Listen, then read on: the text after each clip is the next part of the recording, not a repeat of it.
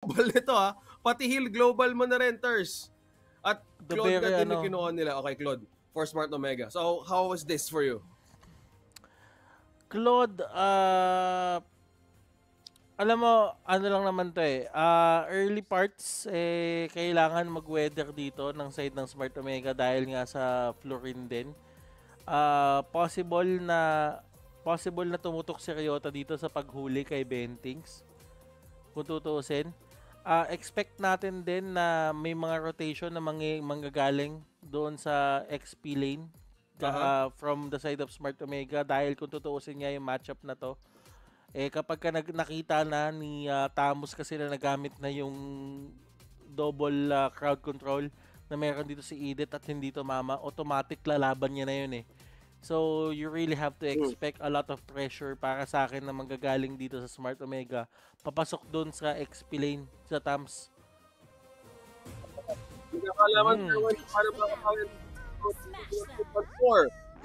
Pero global response. Yep. Yes, Butters. Ang tanong, kanino napunta yung flower? Oo nga na, wait. We need to possibly kay ano yan kay Nomad. Or may feeling ako kay Ryzen eh.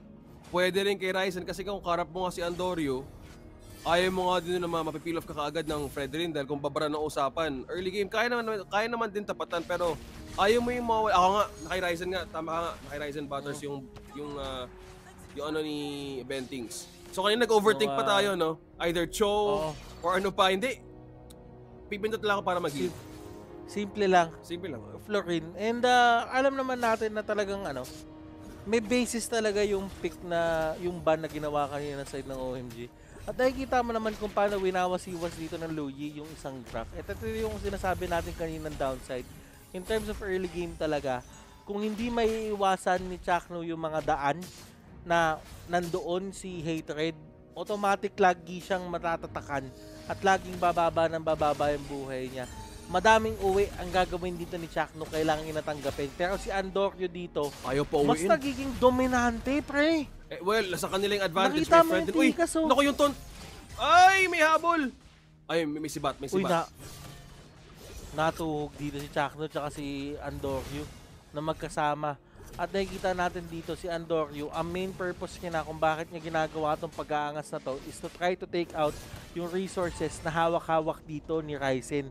Kung papansinin natin, Ryzen Andorio, lamang si Andorio sa level. Oo, by one level ahead at Ryzen nakuha din ng level 4. So, dito pa lang, gusto nila i-peel off din na makuha ng resources and anti-NC Pro Team, they want to secure this objective dahil nga ilang beses silang na-invade dito ng Smart Omega. So yung pwesto dito ni Chaco, delikado for TNC Pero nakikita natin dito yung galawan ni Heads. Talagang ginagamit niya yung kanyang kalamangan at kanino mapupunta yung retro, mapupunta to kay Andorio. At yung knock-up, nandito na Ryzen tutumba. Ryota gumamit na ng Primal Rat at nakikita naman natin dito, hindi pa siya tapos. Gusto niya pa humuli, may second skill ba? Bentings? Wala. Bentings, sobrang baba ng buhay, mapipilitan mag-flicker at Hatred with the intercept doon sa Star Shatter. Ang ganda ng sequence na yon para sa side ng OMG. Could have gone better pero at least maagap si Hatred. Muntik na yun, gandang body block na ginawa ni Hatred kasi that was a slow chance na pwede pa sana makauwi yun, but that was completely TNC trying to secure their ways of secure passage pabalik sa base dahil nga yung peel na ginagawa dito ng Smart Omega, ang momentum lang talaga ang pwede na pagbasihan dito. And looking at the vision kung paano si Chakno umiikot ngayon sa base ng TNC, ayaw nila talagang mawala ng information dahil nga may Navaria sila. Dito pa lang, pwede lang paulit-ulit gawin yung invade. Katulad na lang ito nakita sa minimap na umiikot din, sumasabay si Andorio and as well as si Okir. So pressure ang ginagawa ng Smart Omega para hindi muna sila ma-discover on how their strategy will go. Mukhang Hated or si Heads ang may ipit dito, Andorio secures the kill. Pero dahan-dahan nilang pinipressure na ng XP laners. Heavy pressure dito sa may XP lane. Expect pa natin yan, OSX. Kasi tatandaan na si Tams ganyan talaga yung kanyang galaw. Kapag ka 1v1, hari kasi ang Tams. Pero kapag ka ang Tamus, hindi mo nabigyan niya ng pagkakataon na makipag 1v1, nangihina yan. Delikado din kasi. Oo. So yung tanong is how will you sustain team fight kung yung OMG, the moment na nagiging aggressive sila, mafo-force din si Bentings to use the ultimate over and over again. So yung team fights, yun na kailangan nilang bantayan, Ters. Tama ka. At saka early stages OSX, ang makikita mo talaga dito, nasabi na natin to kanina eh, ang napupuruhan dito si Ryzen tsaka si Hits. Yun so na. Kung kayo yung magdadala dapat ng laban, nakikita naman natin yung pressure sa kanila. Nahuli bigla si Hatred. Ryzen hindi na makakatakbo. At inuunti-unti na sila dito. Ryota, napakasakit ng damage mo. At Heads, wala na silang magawa. Kailangan nila i-give up. Hindi pa nasa punto ngayon yung TNC na pwede lang sila lumaban dito. Agad-agad ng ganyan. Dahil nga inaantay pa nila mag-scale si Hatred, inaantay pa nila si Nomad, at si Bentix dito kumukuha pa ng mga extra level para mag-scale ng mas maayos yung kanyang heal. At makuha niya na yung kanyang mga alam mo yung mga extra values dun sa skills niya. Tama. And looking at the values and also the advantage of Andorio, nakuha nga yung purple ni Ryzen, and to think kung paano nga ba ginagawa ni Chuck ni mga the block and the reach with that wall. Dito pa lang, nabibait out nila yung TNC Pro Team to actually respond right away. Doon mismo sa pagkuha ng objective na yon, nung lumapit lang talaga si Ryzen, medyo naipit din kung paano nga sana gagamitin ni Hatred yung kanyang AoE damage. Kaso, yung mismong combo na pwede niyang gawin, nagamit din yung flicker pang pataka. So, they're trying to force out a lot of team fighting resources na pwede sanang i-reserve ng TNC Pro Team. Pero yun yung advantage ng Smart Omega. They have the taunt. Diba? Sabi mo nga kanina, yun na yun eh. Oo, yan yung paraan ng side ng OMG. Parang pitas-pitas tayo. Meron tayong edit eh. Try natin pumitas isa-isa. Try natin pa-reactin si Benting sa magamit niya. Yung heal ng Florine, yung ultimate. Tapos if ever magamit na, tsaka tayo magpilit ng laban. So nakikita mo dito na si Ryota, grabe siyang maghawak ng brush ngayon. At yung mere presence ni Ryota dito, na alam mo yan, nakasetup lang siya dyan, nakatayo lang siya dyan, napapatakbo na ibang mga miyembro. Hindi na nila maagapan. Ngayon, si Ryota nandito, maagamit ba ng ultimate para mabuhay? Naagamit nga, OSX! Si Ryzen dito, pinipilit talaga nila lumaban. At ngayon, may mga taunt na nangyayari. Buti na lang kamo, yung Barats, hindi basta-basta na negated yung timing nung mga taunt na yan. So, hindi siya mahatak palabas dun. Kasi if ever ibang hero yan, OSX na hatak na yan, papunta sa kabilang bootcamp. Yun. Tama ka naman. Yun na yun. Mabibigyan ka talaga kasi. Buti nga lang may kakunatan to yung Barats na kaya niya mag-sustain ng mismong kahit mag-check push gamit yung Missile Expert. Kaso kanina, may play sanang gustong gawin sila Hatred at yung buong TNC Pro Team na atakihin yung backline ng Smart Omega. Kaso nga lang, yung kakunatan din ni Ryota at yung Earth Shatter na ginamit niya to counter out possible AoE burst, nagamit. Kaso nga lang invade na naman sa orange. Pakatapang ni Ryota dito. Dalawa sila laban sa 5. Si Ryota at si Chakno lumalaban. May Okir. And Jom with the blazing duet doon sa may gitna ng dalawang tore. Parang wala lang para sa kanya. Yung mid lane ang kanilang pakay dito. Wessex at mid lane ang kanilang kukunin. Meron pang isa. Gugustuhin mo pa ba? And Hatred binigla. Oy! Okay. Ano nangyari doon? Nomad. Naku po, napalalim. Grabe, ang ganda ng nakita ng response ni Nomad na ginamit ka din yung Spear of Destruction na maka-respond ka agad sa mid lane dahil ayaw nila ibigay yung Torrent na yon. Doon pa lang, napaka-ganda din ng sense din doon mismo ng Moskov na hindi masyado lumalim kasi nakapag-push din sa taas kanina despite the 2 kills na nakuha ng Smart Omega, Ryzen and Heads, nakapag-push din doon yung TNC sa taas. So in that way, meron silang way of utilizing this global lineup na hindi sila basta-basta mapupusyan. Ito yung kailangan lutasin ngayon ng Smart Omega. Nasa kanilang kalamangan, kumbaga yung disiplina, kailangan bumalik sa sistema nila. Kanina yung mga play na gano'n, pero kitang-kita nila kung saan nanggaling yun. Kitang-kita nila kung saan napunta yun. Buti na lang nalatagan ni Okir. Hindi nila kailangan mag-overthink para sa diversion na yun. Nakita nila na lumikod eh. Disiplina. the discipline will be in check most of the time.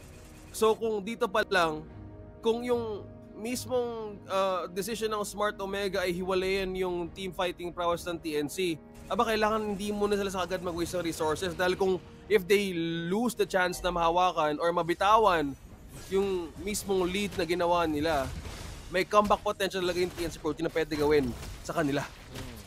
At Ryzen nagparamdam dito, hindi niya ibibigay ito basta-basta. Nakita na nila, nasepat nila dito kung nasan si Ryzen at sinusubukan hulihin to nila Ryota. Ito lang yung ginagawa niya ni Chakno tsaka ni Ryota. Hanapin si Ryzen, wag palapitin si Ryzen. Pero ito yung nangyayari ngayon. Si Nomad ang nagiging problema. Kung ano yung nagawa kanina nung game number 1 ng isang Moskov, yun yung posibleng magawa ng Moskov na yun ngayong game number 2. At with Pwede the presence, silang gulatin dito eh. Oo, yung presence mismo ng Luoyi, napakabilis nilang mag-push. Considering na malaki din yung ultimate na pwedeng igawing effect ng Moskov against Smart Omega. So kailangan nila maging sigurado kung ano nga ba yung mismong plan of attack and this team fight. May bawi din yung TNC Pro Team kahit na nakuha din ng Smart Omega yung Lord na yun. Yung wave clear ngayon ni Nomad is more beneficial sa mga oras na ito na hindi dapat nilang pakawalan for a comeback. At ngayon nakikita naman natin na talagang ang OMG naghahanap sila dito nung mga biglaang pwesto na pwedeng parusahan dito yung mga membro na side ng TNC, at si Ryzen nga ang naging bunot. Nahuli din doon sa wild charge si Nomad. Lahat ng pinarm niya at si Heads nagalit sa kanya si Ryota. Biglang pinasok na lang primal rat. Nakita mo yun, OSX, gumamit ng flicker doon. Si Andoryu, hindi pa tapos. Gusto pa niya hulihin si Bentings. Pero si Ando, napalalim ata dito. Napalalim, ito yung sinasabi natin, napalalim si Andoryu dito. Lumalapit-lapit siya and the damage is enough. Si Jome naman ang nakatalaga para kahit paano ay tanggalan sila ng Torre dito. And a very aggressive play coming in for Andoryu. Alam mo yung pakay niya doon. Pero I don't think na, alam mo yon, necessary pa ba yun, OSX? Na lumalim. Nasa isip ko eh. Yun nga din kasi. Na lumalim siya ng ganun. They had 3 crucial pickoffs from a TNC Pro Team. That was Ryzen, Nomad, and Heads. Doon pa lang, pwede ka na maging masaya. And just back away. Kasi yung wave mismo ng Smart Omega, kailangan mo nila mag-push kahit konti dahil nga yung ginagawa ni Nomad most of the few minutes before heading into that moment, nagki-clear siya na nagki-clear. So dun pa lang, kailangan din nila isigurado na meron ba tayong backup for push kasi dun nga din nagkulang yung Barangay Omega to have a counter to even enter the base ng TNC. And I think from this point, gamit na gamit talaga nila dito yung Moskov and yung Luoyi na hindi lang sila makukuhaan ng Torre basta-basta. So, yung lead na sinimula ng Barangay Omega kanina pa lang, pwede pa itong makuha ng TNC kung mawawalan sila ng way to hold this momentum na sinimula nila, Butters. Ngayon, for the side of OMG, clearly OSX, ayaw nila mawala yung disiplina na yan. At nakikita naman natin sila Ando, tinatry lang nila kahit papaano na i-clear yung waves, yung ginagawang mga diversion play dito, yung tulak diversion play na ginagawa ng TNC, ay ini-equalize lang ng side ng Omega. Wala silang plano lumaban dyan. Kung gusto nila lumaban, dito sila lumaban sa may area na to. Objective. Sa may Lord area. Yeah. And Ryzen nakalapit, level 14. Ryota, nahuli siya, inangat. Pero ngayon, nandito sa likod, ang daming nanakap ng Lord doon. And Chakno dito with the wild charge. Ryota, sobrang baba ng buhay niya, pero makakatakas pa. Andoryu, kanina mapupunta yung Lord. It will go to the side of OMG and Ryzen. Kamuntikan na. Unting-unti na lang. May knock-up pa na nagmula sa Lord, pero that was the sustain na pinakita ng Smart Omega. At may Lord push. Nakasama ang minion sa gitna. Kailangan dumepensa ngayon ng TNC Pro Team kung silang mapapush to off to game number 3. Pero wala si Heads. Walang XP na pwede makapag-invade sa Smart Omega. Si Nomad, humaharap din dito, Butters. May block mula dito sa mismong Grok. So hinintay din muna yung waves na pumasok. A very smart move from Chakno. So Smart Omega ngayon, pwede nila makuha yung base ng TNC Pro Team. At ngayon unti-unti nang pumapasok dito yung Lord. Lord ay tumba, pero yung wild charge, dalawa yung nahuli. Si Hatred pa yung isa. Pero ang tanong, kakayanin ba nilang pigilan si Hatred dito with that Winter Truncheon? Mabubuhay siya, pero si Ryota may sagot pa. And Job, same position as game number 1, will secure this game number 2 and this series OSX. Kung ano yung ginawa nila ng game number 1, doon din pumwesto si Job. Favorite position niya at